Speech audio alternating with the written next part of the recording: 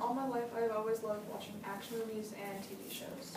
Whenever the big fights seem to take place, it always seemed to happen in New York City. The cameras would show New Yorkers running around scared and terrified, not knowing what was going on. And I could never imagine what kind of fear and confusion could be running through their heads. But on April 15, 2013, I got a taste of that fear and confusion firsthand. I came to Boston with my mom, dad, and sister. My dad was running in the marathon for the third year in a row. And by the time we woke up on that morning, my dad had already taken off and was already running. We were staying in a hotel just right outside the city, so as we were getting ready, my mom was explaining to us a couple of things. Firstly, when it comes to the marathon, it's like a holiday down there in Boston. School's canceled, people travel from all over the world to come see this thing. So the city would be packed, and the cell service would be terrible.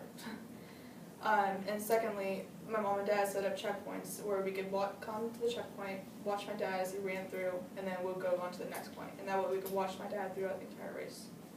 When we finally rolled into Boston, she was right. It was hectic.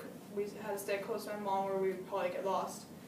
And as we were walking around the city, we got to the first checkpoint. When we found out we got there kind of early, so we had to stand around and wait for my dad. My sister finally calls out that she can see him coming, and as he starts running a little closer, we start shouting out his name and cheering him on. And we waited until we couldn't see him anymore. And then for the next couple of hours we did that. We would go from checkpoint to checkpoint and just kind of cheer him on. And at the last one, we were 1 mile away from the finish line.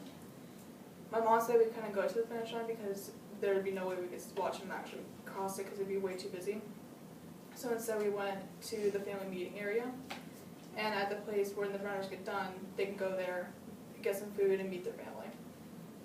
When we found my dad at the meeting area, he said that he wanted to go to a Starbucks. So we went down to a Starbucks just down the street, about a block away from the finish line. And as we were waiting in there, it was incredibly busy inside.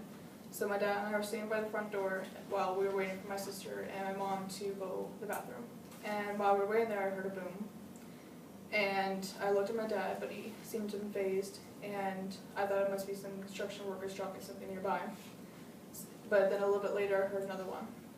And that's when people started coming in and saying that stuff happened at the finish line. So more people started coming in and said the bomb went off at the finish line. That's when everybody started freaking out and got on their cell phones. But because there were so many people in the city, the cell towers crashed, and no one could get any calls out or take any calls in. And then people started freaking out even more because they couldn't tell their loved ones that they were okay. My dad wanted to get away from all the chaos, so we went to a restaurant a couple blocks up. And as I was sitting in there, I watched as ambulances went by towards the finish line, and people were pretty much running away from the finish line. And we stayed in the restaurant for a couple of hours. My mom kept trying to figure out what was going on, kept trying to call friends and family to tell them that we were okay, but she couldn't get any calls out. So we stayed in the restaurant for a little while. The subways were shut down, so we were stuck in the city. So we started walking around and kept trying to call people. And towards the end of the day, it was around 6 o'clock, we were hungry again. We were still stuck in the city, so we went to a restaurant, got some food, and then we heard that the subways finally opened up again. When we were walking around the subway stations, there were police there with bomb-sniffing dogs and giant guns just hanging out in the open. We finally got back to the hotel around 9 o'clock at night, and my mom turned on the TV, and I realized that we were only 3 miles away from the finish line the entire time, but we had no idea what was going on. And none of our family members or our friends knew that we were okay because they could never get in contact with us because of the cell towers. I realized what kind of fear can be running through people's heads when stuff like this happens, and I never have to experience it again.